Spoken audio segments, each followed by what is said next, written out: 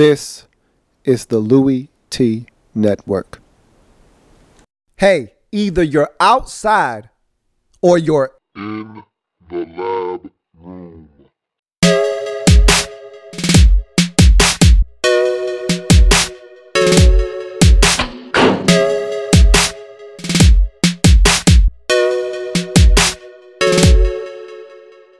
Draft zone.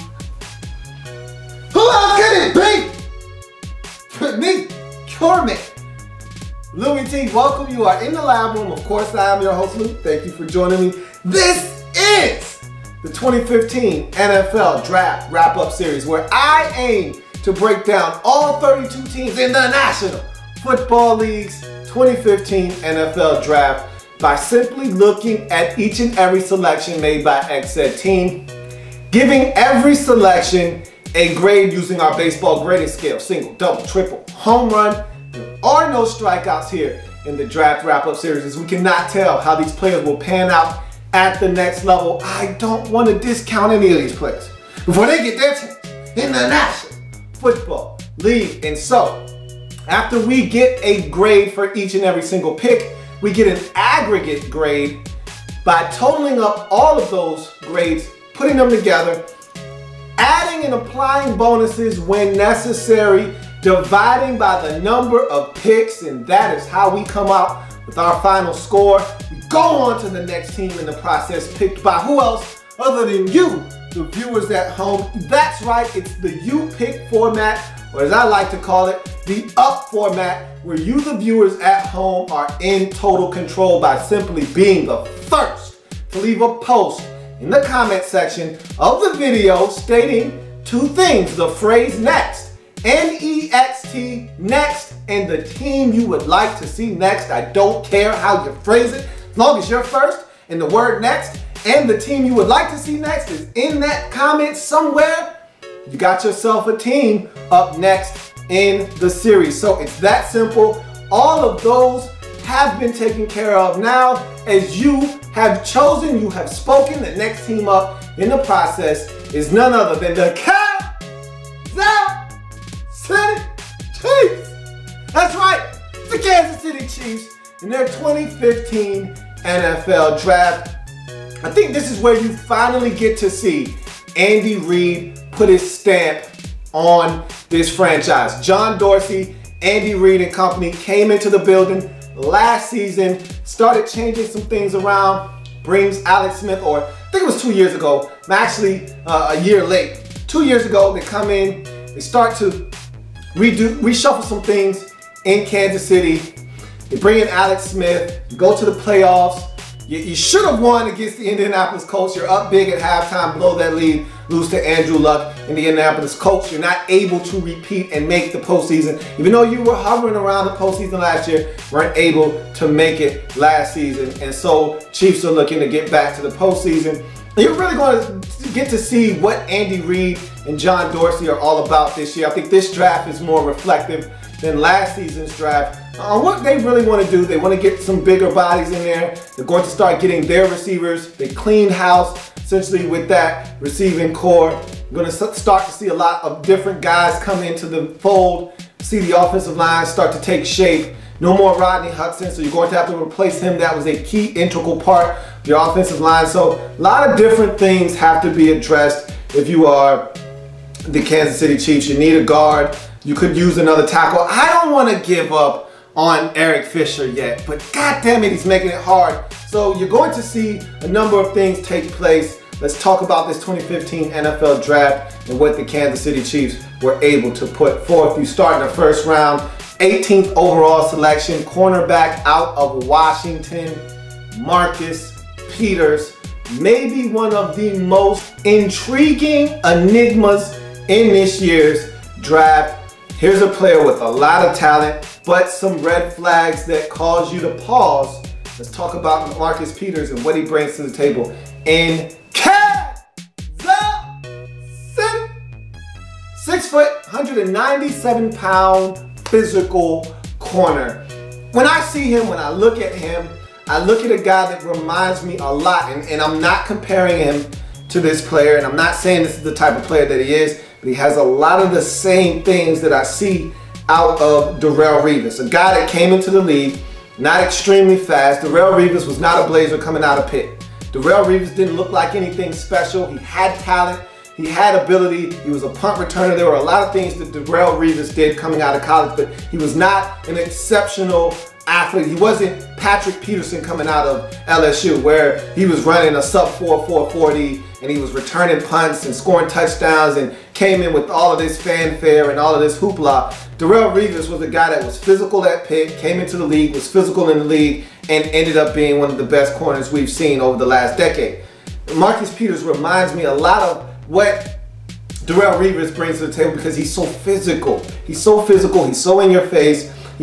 Now, this is where you start to see the two differentiate though, is Marcus Peters, he's a guy that wears his emotions on his sleeve. You rarely see Darrelle Revis out of character. This is a guy that pretty much is even keel all game long, doesn't talk a lot, doesn't say much when he's on the field. He just goes out and gets the job done at a very high and efficient level. This is a guy that's a little bit different. I'll talk about that a little bit later on, but let's talk about his aggressiveness. He's a physical corner, first pro. He is aggressive. This is a guy that will challenge you, will come up in your face, delete the airspace, and make you uncomfortable. You know I like that. You know how I feel about corners who are willing and able to play press coverage and play it effectively. This is a guy that is very aggressive, and not just in coverage, but he's also aggressive when it comes to tackling. And I'll talk about that a little bit later on when we get to another one of his pros. He's feisty. That's the next pro. And normally we associate feistiness with smaller corners, the little mighty Mike guys, the little underdog. There's no need to fear. Underdog is here. The little small 5'9" corners, they're feisty. You know what? Because the word feisty really means you're annoying, you're pesky. You're like a little bug in my ear. Get out of here, I can flick you away. You're a little small guy.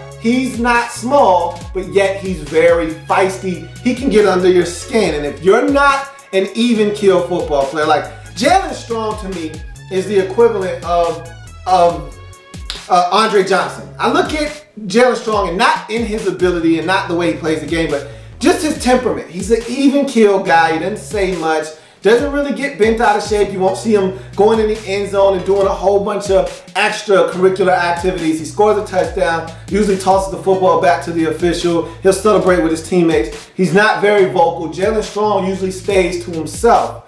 I look at Andre Johnson and I see a lot of similarities with Jalen Strong and Andre Johnson. And Jalen Strong allowed Marcus Peters to get in his head, take him out of his game, and really disrupt the things that Jalen Strong does well. And that's what I mean by feisty. This is a guy that will get in your head. He will talk trash to you. He will make you uncomfortable if you allow him to.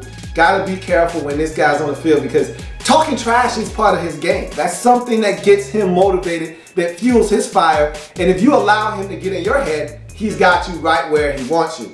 He tackles. This is a guy that I talked about his physicalness. I talked about his ability to be aggressive. All of those things kind of meet at his ability to tackle. This is a guy that will come up and let's go ahead and knock this next pro out while we're talking about his ability to tackle. He's a purposeful blitzer. I love the way he blitzes and attacks the line of scrimmage when his assignment is to blitz. When he is called upon to blitz, he blitzes with a purpose. There are a number of tapes that I watch where this guy comes off the corner, times it well, first of all. In order to be an effective blitzer, you can't tip your hand too soon, can't tell the offense what's coming, and when you do come, you come with a level of aggression. And whether it's a run or a pass, you need to be aggressive in any way, shape, or form. This is a guy that I saw at least on 2 or 3 different occasions. He blitzes, it's a run, gets the ball carrier down 3 yards in the backfield.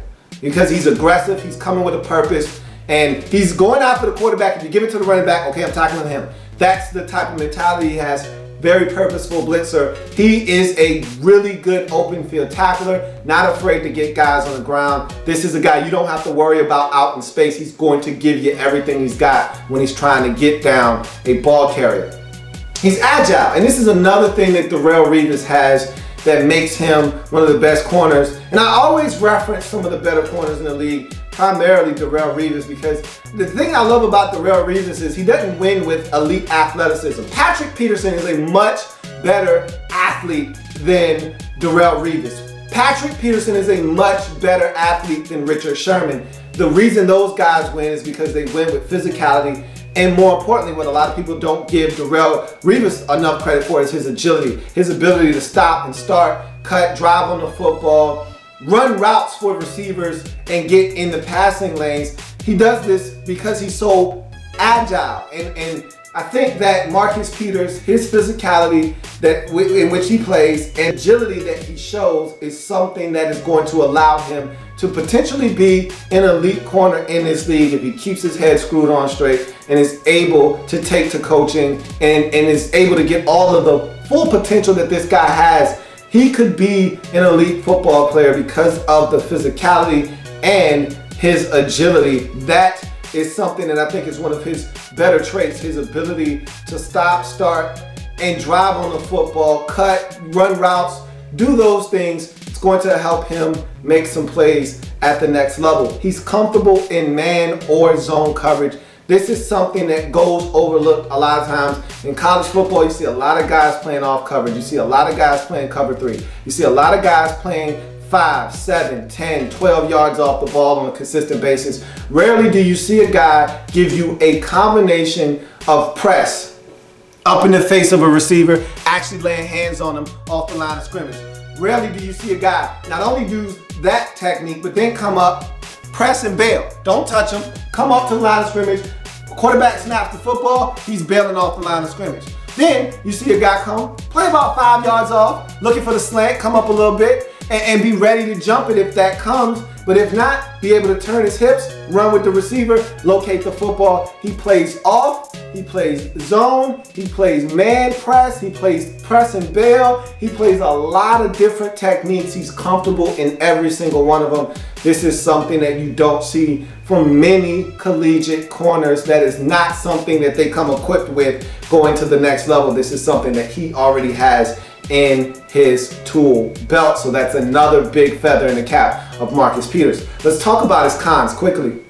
He needs to make teams pay a little bit more often. I want to see him make teams pay for throwing in his direction. Now, I referenced Darrelle Revis too many times already in this video. I'm going to make one final Darrelle Revis reference and then I'm going to leave that man alone.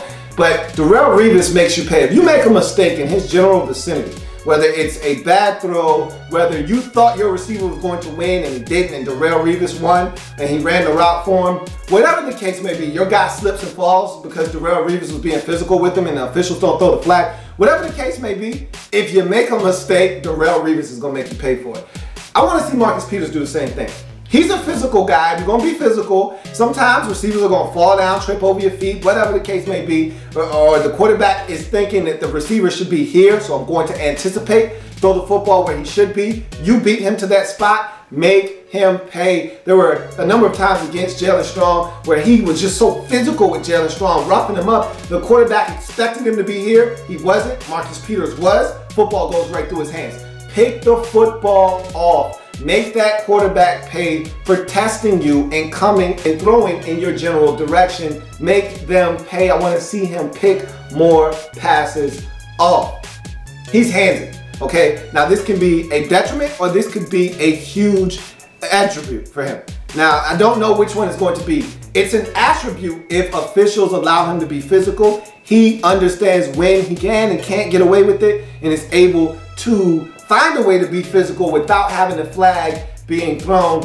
You can be Richard Sherman or you could be Brandon Browner. Which one is it? Because Richard Sherman doesn't get flagged very often. Brandon Browner gets flagged quite often. Which one is he going to be? He's going to fall somewhere in between, I believe. He's very handsy, especially when he's down the field. When the ball's in the air, you get flags that way. If he can get away with it, he's going to be an exceptional corner. If he can't, he's going to be one that is flagged quite often. He wears his emotions on his sleeve. I've kind of talked about this. Let's talk about it a little bit more. This is a guy that, and let's go ahead and lump the last two cons together. Why don't we? I mean, they're pretty much one and the same. He was suspended from this Washington University football team. The University of Washington Huskies suspended him. And this is a situation where Marcus Peters was a guy that loved the old coaching staff and he felt, you know, he endeared himself to them. they take off, take another job, and so now the new head coach comes in there, and it's really not the same situation. He really doesn't like the way the new coaching staff has come in and doing some things.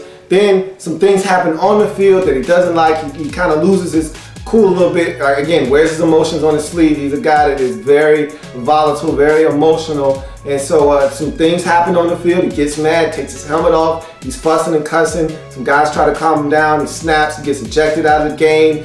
It's a situation where he is someone that you have to kind of cater to his personality. He's already apologized for that situation. Sounds like he's grown up, which is a good thing. But at the same time, guys like him don't generally change their stripes. This is an emotional guy. You're getting an emotional football player. They've got to know that, and they've got to be able to channel those emotions into positive things for this Kansas City Chiefs football team. This is a guy with a lot of talent, and if they can get him to focus on football and take some of the frustrations that he may have during the course of the game and channel that into positive energy that helps this defense, this is going to be a hell of a hit for this Kansas City Chiefs football team. In the first round, 18th overall selection, cornerback out of UW, Marcus Peters. Is hit hard! It's hit deep! Out of here! It's a home run for the Kansas City Chiefs as they potentially have a budding star on their hands in the form of Marcus Peters. You asked me who the best corner was in this draft class, I would have told you before the process started, and I'm telling you right now, that guy is Marcus Peters. Can he control himself on the field and make sure that what happened and saw him get suspended at the University of Washington won't repeat itself at the next level? If you can tell me that, I'm telling you, you got yourself a good football player on your hands. You go to the second round, 49th overall selection, offensive lineman out of Missouri, Mitch Morse is the selection. 6'5", 305-pound slab of beef. This is a guy that, to me, I saw this one coming. Didn't necessarily know who the pick would be, but I said, one of these first two picks is going to be an offensive lineman. That's the way Andy Reid rolls. It's either going to be a D lineman or an offensive lineman. Anytime you see a draft that is headed by Andy Reid and company, you're going to see a lot of beef. Whether it's offensive beef, defensive beef, you're getting some beef. It's usually what's for dinner and what's on the menu with Andy Reid. And they needed it in Kansas City. After having an abundance of riches over the last few years, they've seen their stock slowly be depleted year after year in free agency. And so when you don't have a lot of money, that's what happens. Guys go elsewhere looking for their big payday. You got to replenish your stock if you are the Kansas City Chiefs. Mitch Morse looking to help you do that. He anchors okay. And I think it's a pro because he gives ground, but he doesn't allow you to get close enough to actually affect the play. So he's a guy that you can bull rush to a certain extent. He locks up, he anchors down, you get him back about 3-4 steps, then he finally puts a little arch in that back and he's not moving anymore.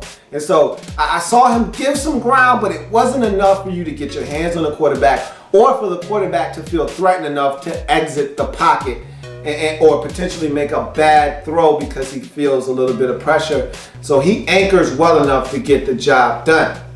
He recovers well. And that was probably, to me, his most impressive trait is because you're going to get beat at the next level. You're going to lose some of the battles. There's some talented football players across from you. And so you're going to lose sometimes. How do you respond to being beat initially off the snap? This guy responds tremendously. There were a number of times where I saw him just flat out beat, but he recovered so well, he was able to push that defensive lineman around the pocket and allow the quarterback to step up and not have any issues. So he recovers very well. You don't want to see your offensive lineman beat, but when he is, you want to have offensive linemen that can recover, and Mitch Morse can do exactly that. Let's talk about him in the run game because I was impressed with him in the run game. He uses angles in the run game very efficiently. And when you're not the best athlete in the world, you need to use angles, and he uses them to perfection. Number of times I saw him seal off guys, and sometimes it's just a simple turn. It's just a simple situation of you just getting your body and getting your outside shoulder to turn and seal off a defender and wall him off from the play. Let's go ahead and talk about some more of these. He generates movement in the run game. I was pleased to see him on a number of occasions. If they're running away from him and he needs to get to that reach block, he was able to get out in front of that defender, get the hand on him, and allow him to stay in contact with that guy. He was able to get to that second level. He was able to generate movement, create a new line of scrimmage, 2-3 yards, grab a guy, push him up the field, and really cave in one side of the offensive line. And this was a guy that was the left tackle at Missouri. We're talking about a left tackle in the SEC. That counts for something. And so this is a guy that generated movement in the run game. And again, when you're not as athletic, but you can be a road grader, you can be a phone booth baller, you'll take it all day long. And this guy fits that profile, can get to the second level. I was impressed with him. There was one time they threw a wide receiver screen. This guy, he fired off the ball. Mitch Morse was gone 10 yards up the field. Receiver catches the football. Didn't really get to use Mitch Morse's block, but he was out there and he was running and he was ready. And so that was impressive. Again, I was like, wow, man, he fired off the ball on that play, got to the second level, was ready to get on top of that safety and really get him out of the play. So Mitch Morse can get to that second level. Saw him do that on a number of running plays where he got to the linebacker, sealed him off, and gave the running back some. And it really, they ran a lot of plays where the quarterback kept the football and was running. Matty Malk is a guy that loves to take off with the football. So there were a lot of situations where Mitch Morse was able to create some lanes for Matty Malk to tuck and run the football. He's a versatile guy. And I talked about him playing left tackle. He can also play guard. And look, you can play left tackle and play it at a relatively high level in the SEC. The prevailing thought is you can move to the right side if need be. So that's two positions. I think the Chiefs feel like his best position is going to be offensive guard. And I'm not sure the Chiefs are willing to give up on this guy as a tackle because, again, they're not sold on Eric Fisher at tackle. And so if you're not sold on Eric Fisher as a tackle, you need to have someone in-house that you feel like can step in if he continues to struggle. Mitch Morse might be that guy, but for the time being, I think the Chiefs are going to look at him as a guard. So you're telling me that this is a guy that can play 4 out of the 5 positions on the offensive line. I wouldn't be surprised if he could play center as well, but you don't need him to do that. He's going to be a guy that's going to play guard for you probably off the jump. But I'm telling you right now, if Eric Fisher struggles, I wouldn't be surprised if the Chiefs took a look at Mitch Morse as a tackle, and I think he might be able to do a serviceable job. I'm not quite sure that this guy can't play tackle at the next level. You go to his cons. He has a very unimpactful punch. Wasn't really impressed with what he was doing when he was punching guys. I didn't feel like it really stopped guys in their tracks. I don't really feel like he did anything to halt their rush. And so I really would like to see him either have a stronger punch. If it's not there, then do something else, okay? Put your hands on guys, extend the arms out, lock them up, do something else. But the punch isn't really stopping guys from making a move, and it's not stopping them from progressing up the field and trying to get pressure on the quarterback. So I don't think his punch is impactful enough. It doesn't do much. And to me, it's a moot point to put it out there if it's not going to stop and impede the progress of the defensive lineman. Quickness to the outside with hands is problematic for Mitch Morse. Now, remember I told you, you can beat him initially, but he recovers. But if you're a crafty football player and you beat him initially, I always talk about college players and how they don't finish the job. They can win initially off the snap, but they don't have the proper hand technique to finish the job. If you beat a player off the snap, your job is to make sure you keep his hands off of you. So if you beat him around the edge, he's going to try to get back into play and push you. Your job is to then smack the hands down, get him off balance, and finish the job. A lot of guys don't do that, but when they do finish the job and beat him and then use their hands to finish the job off, that's when Mitch Morse is going to be overmatched and there's going to be pressure on the quarterback. Finish his blocks a tad bit better. I'm being nitpicky here, but I would love to see him be just a smidge more physical at the end of blocks. Don't allow guys to impact the play. If you're blocking them, make sure they stay blocked. Again, this kind of goes back to that whole unimpactful punch thing. He'll get his hands on and off defensive linemen, and then he'll punch them. But again, when you punch a guy, if it's not an impactful punch, they're disengaged from you and they're free to make a play. And sometimes I feel like he allows guys to impact the play despite having them in an advantageous position, they're still able to impact the play because he doesn't finish his blocks well enough. I just like to see him finish his blocks just a wee bit better, but at the end of the day, it's a good football player, and I'm not convinced he can't play tackle at the next level. I'm putting Eric Fisher on notice. If he doesn't play better, this is a guy in Mitch Morse that I feel like can come in and potentially start at tackle for you in the second round. 49th overall selection, offensive lineman out of Missouri. Mitch Morse for me is a triple. He does a lot of things extremely well, and I think his versatility, the ability to play 4 out of the 5 positions along this offensive line, is something that cannot be discounted. This is a guy that I think is going to start day one for this Kansas City Chiefs football team and impact this offensive line in a major way, and they could definitely use the help up front as they've lost a lot of bodies over the last 2 off seasons along their offensive line. You go to the 3rd round, 76th overall selection, wide receiver out of Georgia. Chris Conley is the pick. His pros: here's a 6'2", 213-pound athletic wide receiver, which takes us to our first pro. Freakishly athletic. If you want to know how this guy got selected in the 3rd round, look at his combine performance. I think that made a lot of teams take a second look at the tape. And if you ask me, his college production says that he's a 5th round pick. His combine said that he was a 3rd round selection, and that's why he's here on this Chiefs team in the 3rd round. 4.35 40, blazed the combine. A lot of people didn't see that coming, and he ran that extremely fast time. He's 6'2", so you get height, weight, speed specimen right here. And then to top things off, put a nice little bow on his performance, the guy goes and jumps a 45-inch vertical, which is insane. And you actually get to see a little bit of it on tape in 2013 versus Tennessee. Has a one-handed grab, has to leap up, contort his body, catch it with one hand, bring it in. It's a beautiful grab. This guy can do that. He is an athletic freak. Solid hands. I just told you he had a one-hand grab versus Tennessee. Didn't see him put the ball on the ground many times on tape. So I feel really confident about his ability to catch the football and then make something happen afterwards. And the reason why I feel like this is a guy that can help you right away is because he's a very good route runner. That's the next pro. Good route running ability. I think he comes in as a receiver that you can trust to run the entire route tree, run it very smoothly, and catch the football at the end, which wasn't always the case with Dwayne Bowe. He was not a guy that you could count on to catch the football at all times. So I think Chris Conley comes in and you feel a little bit of a level of trust that this guy is going to catch the football and possibly even get open and create some separation with his route running ability. He will block. He'll stick his nose in there, he'll be physical, he'll get in the way, he'll do all the things you need him to do as a wide receiver out on the edge. You know, the Chiefs' running game is their primary way of moving the football down the field. This is a run-dominant football team.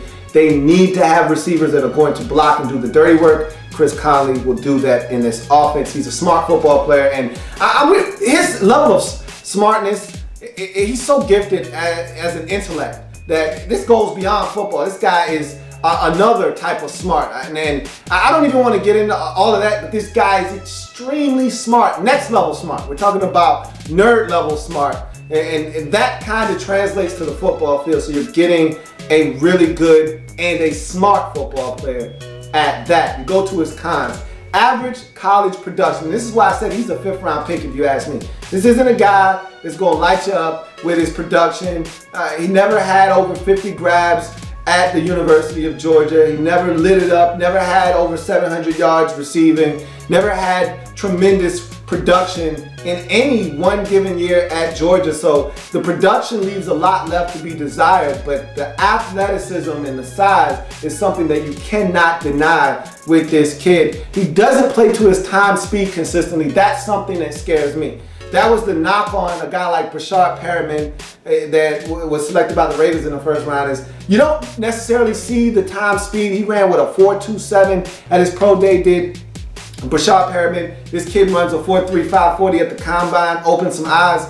You don't necessarily see 4.35 enough. I saw it in some games, put on that Auburn tape. He flies right past the corner and has a chance to score a touchdown. He's a guy that will get open, catch some footballs, make some big plays. Had a huge game versus Arkansas, and he was able to showcase some of that speed. So this is a guy that can run. I just want to see it more often. I'd love to see him catch a slant and just take off and leave a corner, smoke a safety, and split the seam and get in the end zone. You don't see that very often. That's what you should be seeing from a 4.3, 5.40 guy. Just to give you a little bit of comparison, Kevin White is running a comparable time. You saw that on tape. You saw him catching the football on tunnel screens and smoking the rest of the defense and getting in the end zone. You saw him winning consistently on the 9 route, smoking guys, leaving corners in his wake, catching touchdowns on the deep ball. You did not see that from Chris Conley very often, and so that to me is somewhat misleading. We'll see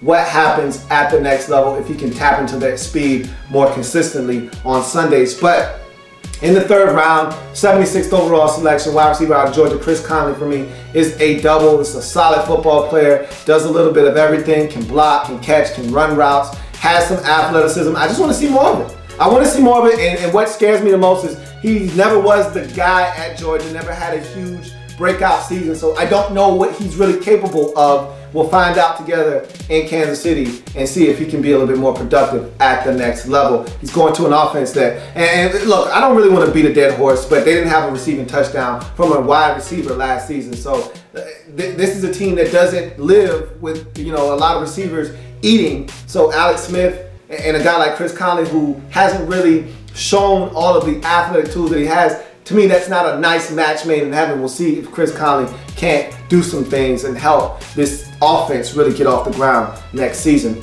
3rd round selection, 98th overall, cornerback out of Oregon State, Steven Nelson is the selection. Here's a guy that is an athletic 4.49 40 cornerback with very quick feet.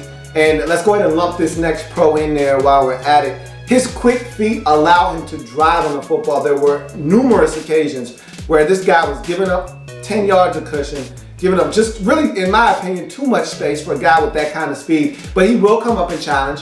And there were a number of times when he did come up and challenge, he got beat off the line of scrimmage and was in a trail position. So I can understand why he plays off a lot of the times, but he did come up and challenge, so I will give him credit for doing that. But he's a guy that will give a little bit of space. You get the football, here comes Steven Nelson, bang, bang. As you're catching a football, he's lighting you up in your back. And I saw a number of times where the ball actually hit the ground because he got there with contact as the receiver was catching the football because of his quick feet and his ability to drive on the football. So those two right there really go together and mesh well together, and if you can do that consistently, you'll be in the play, you'll make some plays, you'll even pick off a few passes if you have quick feet and can drive on the football. Steven Nelson can do that. He's feisty, and I talked about this earlier with your 1st round pick in Marcus Peters being feisty. Well, this actually fits because he's a smaller corner at 5'10 and about $197 or so. So he's not a guy that's going to overwhelm you with size, but he's a guy that will compete. He will tackle. He'll do a lot of the dirty things. Speaking of which, tackles is his next pro. So go ahead and lump these two in here together. He's a feisty corner that will come up, compete, will challenge you at the line of scrimmage, will get in your face, will tackle. He'll do a lot of the dirty work. And so I love that about Steven Nelson. He's a guy that will compete for the football as well. Gives you special teams value. Saw him return a couple of punts, had a big return that was actually called back because of an illegal block against USC, but this is a guy that can give you some special teams value if necessary. He's going to play on your punt coverage team. He's going to do a lot of those things as well. So you get special teams value with Steven Nelson getting drafted to your football team. He's a versatile guy too, and I think his home might be made at the next level in the slot versus out wide. He played out wide at Oregon State. Don't necessarily know if I want him matching up with Jalen Strong on a consistent basis week in and week out. I thought Jalen Strong was able to have his way versus Steven Nelson and do some things. Steven Nelson won his fair share of the battles, but I think Jalen Strong was able to win that war. So I would much rather see this guy kick inside, use his quick feet and his ability to run in the slot, and I think that's what the Chiefs have in store for him. But again, you never know what the Chiefs are looking at with Steven Nelson. We'll see what happens, but to me, this is a guy that is going to play and make his living in the slot. You go to his cons. better in off coverage than press. And to me, there was a lot of off coverage. I told you he drives on the football, so he was able to make up the space, eat up that cushion, and make some plays. But he doesn't strike me as a guy that you want up in the face of a receiver that's bigger than him, that has athleticism and the ability to run. You don't want him in the face of that guy, because I told you earlier, guys were beating him off the line of scrimmage, and he was in a trail position very often. And if you're behind a receiver in the National Football League and you get a quarterback that can put it on the money, you're giving up some big plays consistently. There were too many times where I saw his number. I saw number 2 running for dear life, dreads flopping in the air, him trying to desperately get back into the play because he was beaten. Luckily enough for him, a lot of these quarterbacks were overthrowing these receivers. If they were able to put the ball on the money, he would have had a lot of passes for big yardage completed on him throughout the course of the season. He gets stuck on blocks sometimes, and being a diminutive corner will do that for you sometimes. When you're 5'10", 197, and a tight end comes out there and picks you up, hard for you to disengage and make a play. When you've got a 6'2", 217-pound receiver in front of you that lays hands on you, hard for you to disengage and get into play. So some of that has to do with his size. Some of it is just want to. You gotta find a way to avoid these guys and get into play. Sometimes he gets stuck on blocks. Too many times though, the thing that irked me with him was he missed tackle opportunities. Sometimes he wouldn't even get off an opportunity. He wouldn't even get an attempt off. And you would say, wait a minute, man, you had the angle, you had everything you needed to at least make an attempt, and if you didn't get the guy down because you attempted and you made this guy stumble, or he had to try to avoid you, help was on the way and they were able to get there, he would take an angle and he would just flat out be wrong, underestimate a guy's speed or something. He would come up, take a poor angle, a guy would run right by him, and next thing you know, he's chasing with 3 other defenders on his team. And I'm like, dude, you had a perfect tackling opportunity and you just whiffed. And so that is also something that perturbed me with Steven Nelson. But again, there's some things you just got to take, and that's one of my pet peeves with him is he's got to take better angles to the football. And even if he's not getting a guy on the ground, at least slow him up and allow help to help you. But at the end of the day, it's a really solid football player. I think he's going to make his living in the slot. He can tackle, can give you special teams value. In the 3rd round, 98th overall selection, cornerback out of Oregon State, Steven Nelson for me is a double. It's a solid football player, brings some intangibles to the table. There are some deficiencies here, and I think if he's able to make the transition from college off corner to a press, more of a athletically inclined corner in the slot, I think he'll have much more success at the next level than he did at the college game on the outside, which I don't think he will be able to exist at the next level. You go to the 4th round, 118th overall selection, linebacker out of Georgia, Ramik Wilson is the selection. And look at this guy, 6'2", 237-pound tackling machine. Tackling machine. This is a guy that was all over the tape when I watched Georgia football. Talking specifically the defense, this guy was everywhere. All you saw was 51 and dreads flying all over the place. You know who he reminds me of?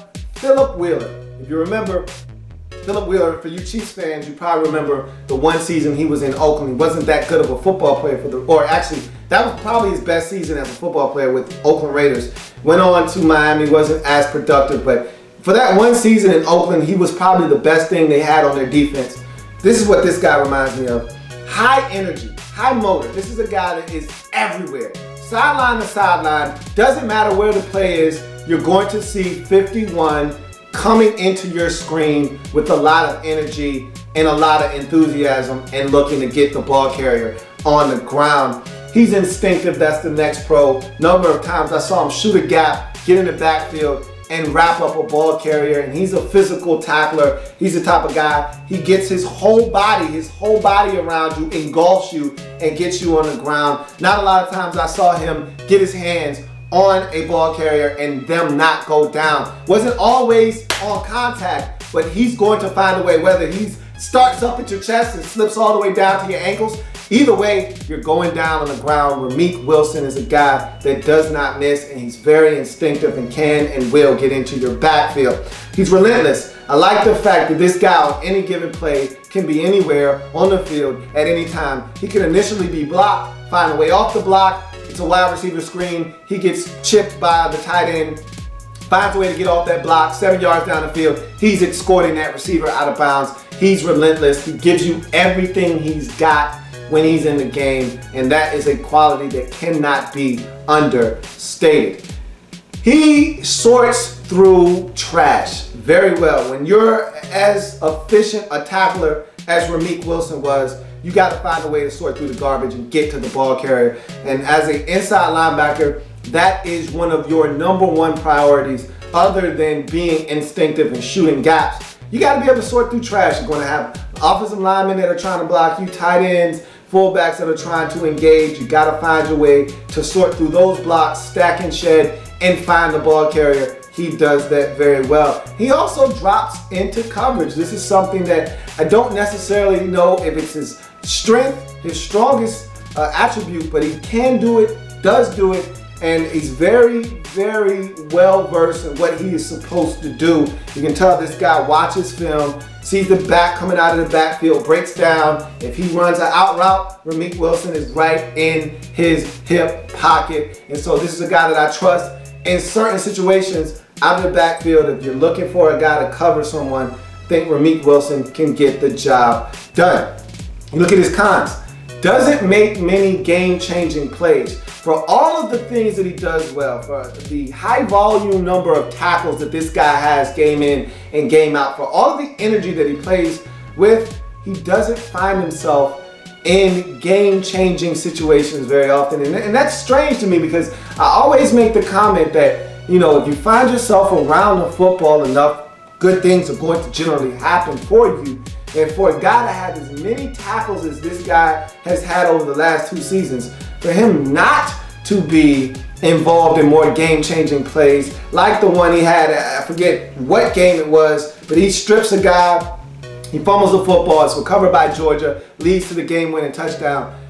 I would expect him to make more plays like that because he's around the football very often, but no interceptions, not a lot of forced fumbles, no fumble recoveries throughout his career. This isn't a guy that's going to make a lot of high impact plays. He'll do all of the small things that goes unnoticed. He'll make a lot of tackles, stuff the stat sheet with tackles, but he will not pick passes off. He will not force a lot of fumbles. He will not do all of the things that can change the course of a game. At least he didn't do it in college. Let's hope that that changes in the NFL. He's a step slow in coverage. This is a 4.77 linebacker we're talking about here, so close to 4.8 40 speed. Not going to get it done a lot of times in coverage with all of these faster, shifty backs coming out of the backfield. And we know about the NFL. It's a specialist league, and you have guys that come in on third down with the specific purpose of trying to win one-on-one matchups, like a Danny Woodhead in San Diego, who can come in the game, win a one-on-one matchup because he's so quick and has some speed to boot. You know, you don't want a guy like Ramik Wilson checking him out of the backfield. And we'll talk about a guy that will fill a role like that for you later on in this draft. But Ramik Wilson is a step slow in coverage at times, especially when you got routes going up the field that are vertical, that test him athletically. That's when he's definitely going to be out in no man's land. But with all that being said, this is a good football player that I feel like over time will step in. He'll help you on special teams probably right away. And over time, this guy could be a big-time contributor for you along your football team. Everybody isn't going to be a game changer. Everybody's not going to be a playmaker. But you need guys that are like Ramik Wilson, that are glue guys, that get the job done. And so, to me, Ramik Wilson in the 4th round, 118th overall selection out of Georgia, is a double. A really good football player, brings a lot of intangibles, a lot of good qualities to the table. You just need to plug this guy, let him play, let him run out and make tackles on the football field. And it'll free up other guys to make some plays, knowing that Ramik Wilson is somewhere lurking on the field and he's going to make the tackle on the play. You go to the 5th round, 172nd pick. linebacker out of Oregon State, DJ Alexander is the selection. And I just spoke about a guy that was going to be more of a specialist. Here's the guy that I was referencing right here, 6'2", 233-pound run and chase linebacker, okay? He will take on blocks. At 6'2", 233, you're starting to see more of an influx of these guys come into the league that are a little bit lighter in the trousers, but they still aren't afraid to take on blockers. And DJ Alexander is no different. He will stick his nose in there and be physical. Not necessarily going to win and defeat that block, but he's willing to fill that gap and that void like he is supposed to. He's effective in coverage. You will see him get beat in coverage, but that's because he plays in coverage quite often. So the more you're in coverage, the more susceptible you are to getting beat. But this is a guy that is very effective and can turn and run. We're talking about a 4'5", 6, 40 guy. So we're talking about a guy with tremendous speed for the linebacker position. So he's a guy that had, and let's just go to this last pro, because to me, this is what separates him. This is what makes him a draftable football player. This is what makes him a viable candidate to not only make this team, but have a special niche carved out for him on this football team in sub packages. He has a unique skill set, okay? At 4'5", 6, 40, this is a guy that can turn and run with most running backs, most tight ends in this league. This is a guy, and there is being, right now there is a package being created for guys like him that come into the league. They're a tweener. He's not really a guy that you want on the field every single down as a linebacker. He's not good enough in space to be a safety, but he is exactly what you're looking for, that hybrid type of linebacker that can do so many different things in a nickel situation. That there is a place on the field for this guy because he has such a unique skill set and the ability to turn and run with tight ends and running backs and fullbacks and anybody out of the backfield that could pose a threat. A guy like DJ Alexander is exactly what the doctor ordered for guys who want to come and try to pose a threat to you out of the backfield. You look at his cons. He misses tackles and takes poor angles to the football. Too many times I saw number 4 fly into my picture with no purpose, with no ability to break down and impact the play in a positive way for his football team. He would just fly in and stick an arm out and go 2 yards beyond the play. Running backs going the other way with the football, or wide receivers going up the field. He was too reckless too many times. I need him to be more under control. I call it controlled aggression. I need that from him. This is a guy that is flying around the football field, and I love that about him, but I also want you to do it in a way that allows you to impact the play and not just be another guy on the field running out of control. He's sticky, and because he takes poor angles, because he already isn't the greatest tackler in the world, I need him to get off of blocks.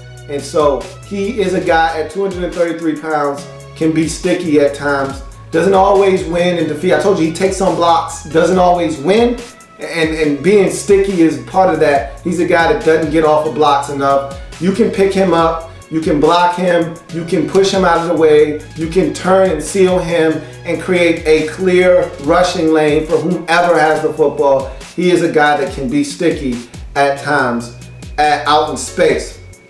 To me, his biggest con is also one of his biggest attributes. He's a nickel linebacker to me. He's not an every down linebacker. That's his last con.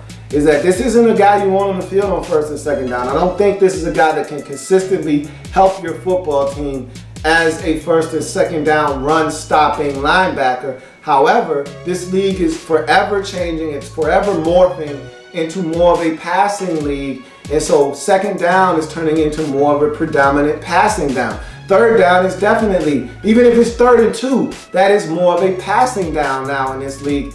This is a guy that can be on the field more and more in sub packages because of his unique skill set. He's not an every down linebacker, but because the league is morphing into a passing heavy league, guys like DJ Alexander will find their way onto the field, and there is a niche that he can carve out for himself in this league. I wanted to give this guy a single, but there are just too many things that he brings to the table in this new NFL, with guys that are running increasingly faster, teams throwing the football more and more as the years progress. Guys like him are a necessity. No longer can you be slow of foot at the linebacker position. You need guys that can run. You need a safety that isn't the best tackler, but you can drop him down in the box as another defender on third downs and have him run with guys. To me, DJ Alexander is an extension of that. You stick him in the game on a third down and 5 situation and allow him to run with a tight end, allow him to run with a running back out of the backfield, and allow him to impact the game that way. For me, he's a double. He does enough to warrant having a roster spot carved out for him, and there is a niche that this guy can carve out for himself in this league. You go to the next 5th round selection, 173rd pick overall, tight end out of Illinois State, James O'Shaughnessy is the pick. Here's a guy that at 6'4", 245 pounds, is a very gifted tight end. So much so, his first pro athletically gifted tight end. Here's a guy, 4'6", 40, running with that frame at 6'4", 245, so essentially 6'4", 250. This is a big kid that can run, do a number of things. I think he's a good route runner as well. Ex-wide receiver, so you see where the athleticism comes from. When he came on the campus of Illinois State, this guy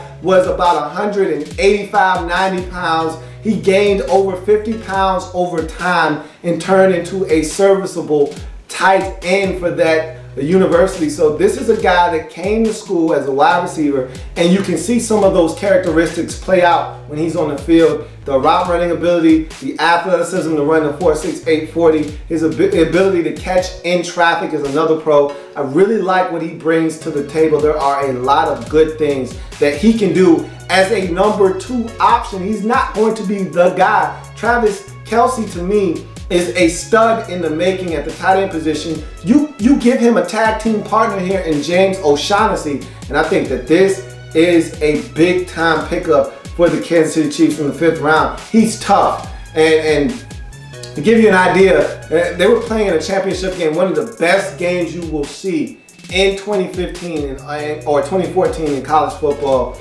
The FCS championship game, Illinois State versus North Dakota State. North Dakota State was going for their 4th consecutive championship. Illinois State was looking for their 1st in school history. And this game, the last 5 minutes of that game was just straight theater. I mean, it was absolutely gut-wrenching football. If you haven't seen it, go YouTube it. It's an excellent watch. But this was a guy that helped this team. They were down 20-7, catches a touchdown pass where he wrestled the football away. It looks like an impossible touchdown. Wrestles the football away from a defender, turns and runs up the field, scores a touchdown when his team was down big, and it looked like they were really in the danger zone in that football game. And so he helps bring them back. 2 catches in that game. Actually, his entire playoff run was incredible. He was a huge catalyst for that team getting all the way to the championship game. 2 touchdown grabs in that championship game. They take the lead with about a minute and let's call it 40 seconds left in the game, minute and 30 seconds left in the game. And he comes down on the kickoff, on the very next kickoff, the ensuing kickoff, and flattens the running back that they put back there to return the kickoff, knocks himself out cold. He's a tough cat. And so that gives you just a little bit of what this guy brings to the table. He'll do everything and anything you ask him to do, and he'll do it to the best of his abilities. Knocked himself out cold, gave himself up for the team, and that's the type of player you're getting in James O'Shaughnessy. Here's a guy that is a tremendous blocker, and I think that's where his hat is going to be laid at the next level. This is a guy that's going to block, and you can put him in the game in 2 tight end sets, whether you're looking to have 12 personnel or 13 personnel on the field. He's going to be one of those guys out there, and this is a guy that I really feel like you can throw the football to. He doesn't have to be on the field primarily as a blocker, but in any situation, I feel like you need to move this guy around, whether he's at fullback, he's at H-back, he's at tight end, you flex him out, whatever. Find ways to get this guy on the field. He is a very good, complete tight end that needs to have a role carved out for himself on this football team. I talked about the special teams value already, running down there, being the first guy down, hitting the running back late in the ball game after he's been in the game, played just about every offensive snap for his football team. He's still the first guy down there making a tackle on special teams, so you're getting special teams value with James O'Shaughnessy as well. You go to his cons. Pedestrian collegiate production, and really to me, this was no fault of his own. This is a guy that had to develop, remember. And let's just go ahead and lump this last con in there as well. He's raw.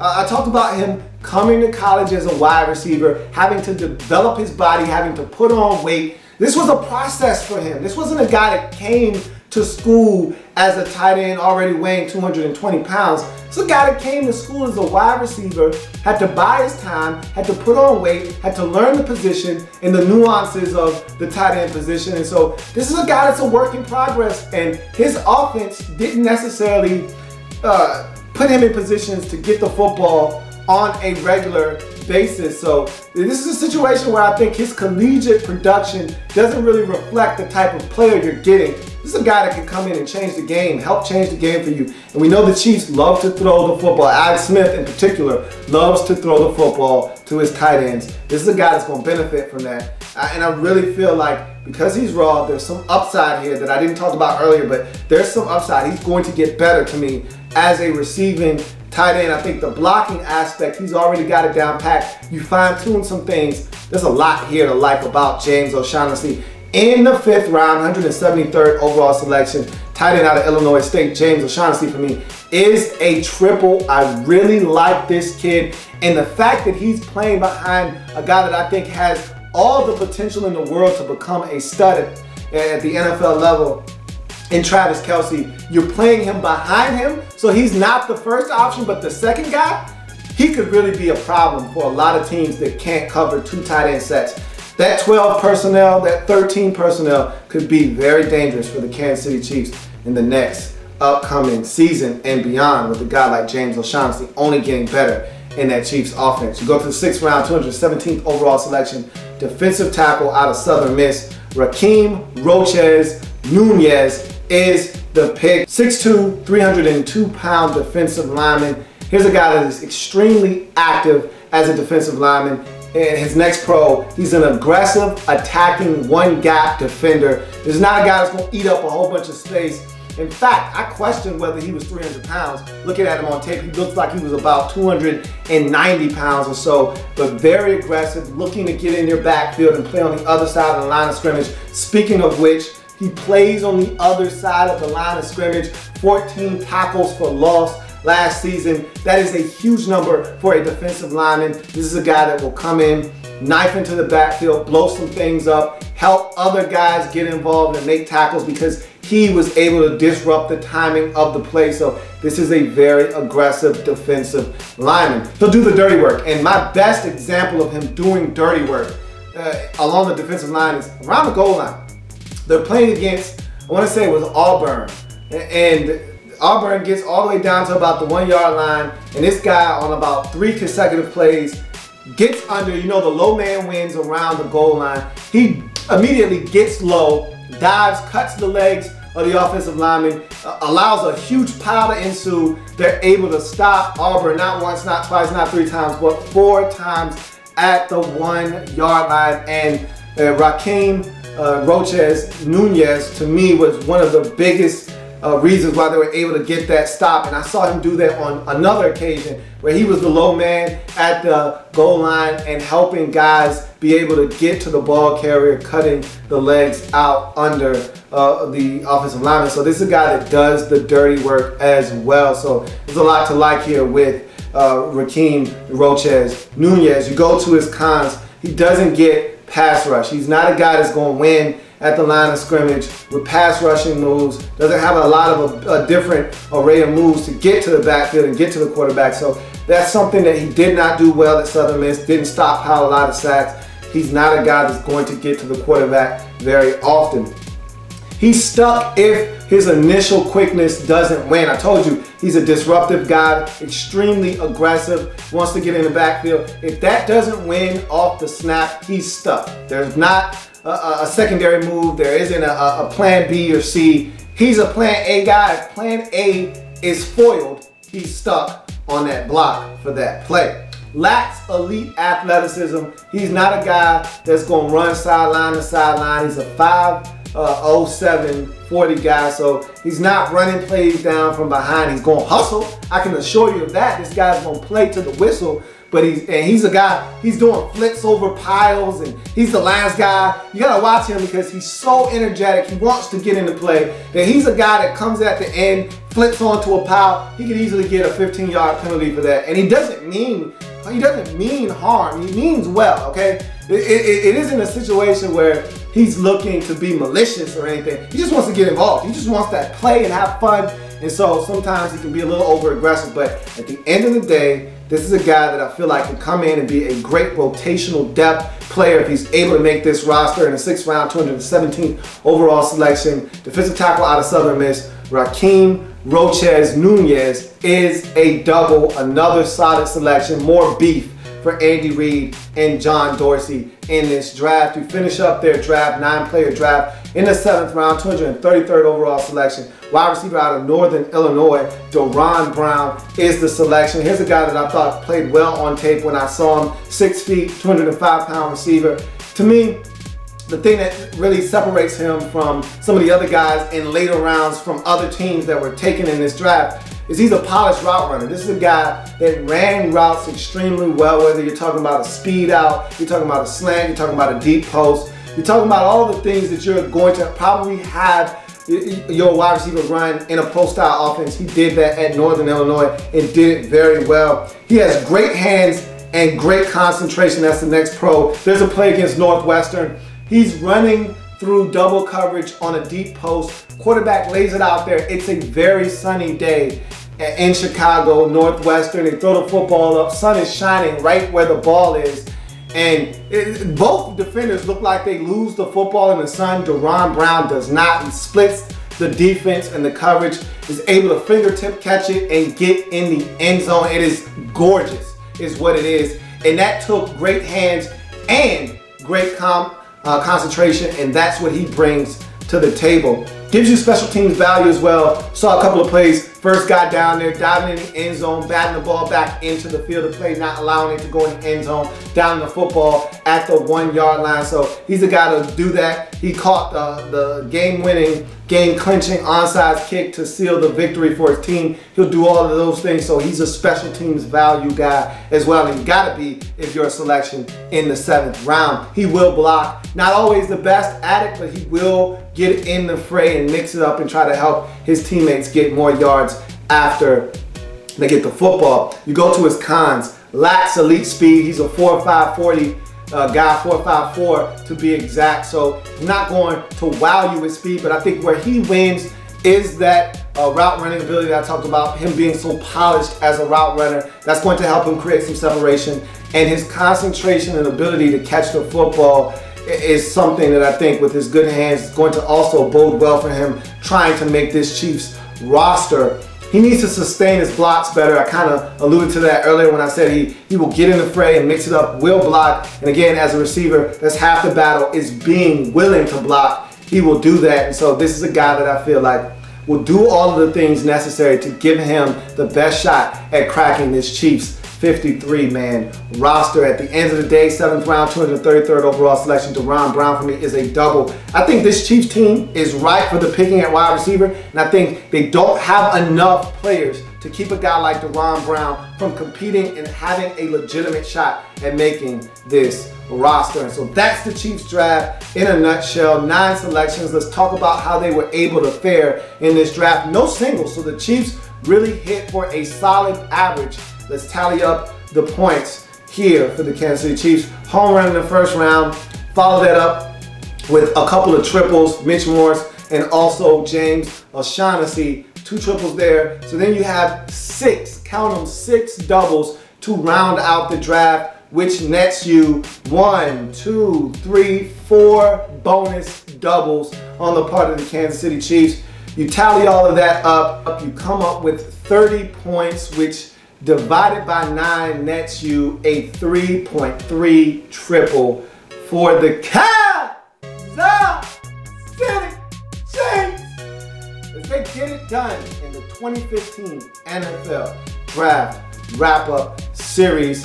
That's how you do it. No singles, you're probably going to end up with a triple.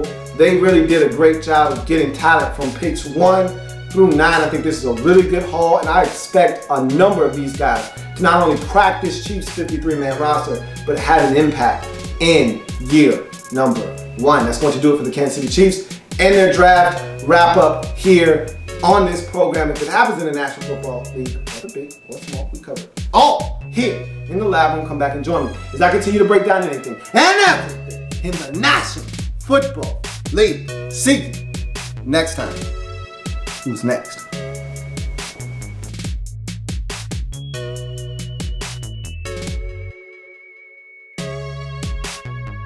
There's plenty more where that came from. While you're here, subscribe to the channel.